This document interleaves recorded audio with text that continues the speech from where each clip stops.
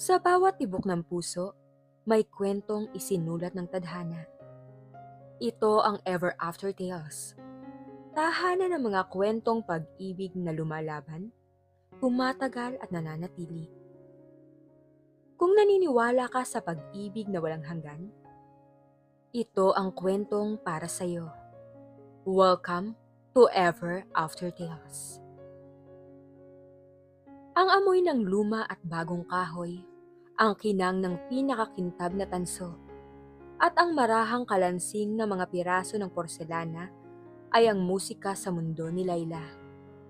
Sa loob ng kaniyang maliit, maaliwalas na workshop sa isang sulok ng Maynila, matagumpay niyang isinasalansan ang mga nawawalang kabanata ng kasaysayan.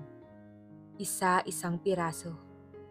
Si Layla ay isang bihasang restorer ng mga antigong gamit, dalubhasa sa pag-aayos ng mga basag na bagay, maliban na lang sa sarili niyang puso.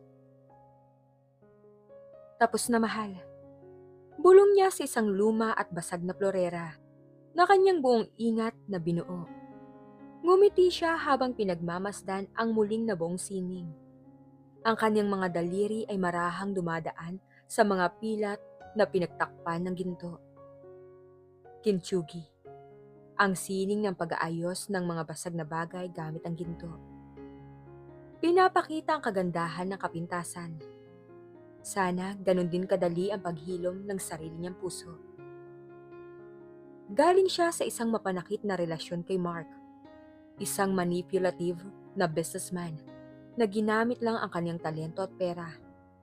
Ang alaala ni Mark ay tila mantsa sa kanyang nakaraan. Isang madilim na anino na sumisira sa bawat bagong umaga. Kumusta ang proyekto mo para sa Collector Lay? Ang boses ni Mark sa telepono, matamis at mapanlinlang, ay tila sariwang sugat.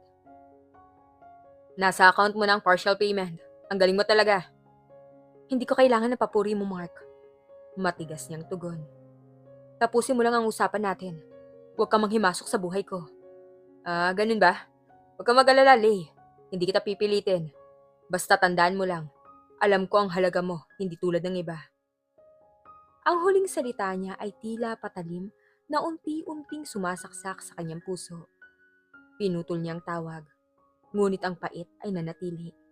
Paulit-ulit niya itong narinig sa kanyang isip. Ang kanyang pagmamahal sa sining, ang kanyang pag-asa sa isang taong hindi karapat-dapat. Lahat ng yun ay nagmistulang abo.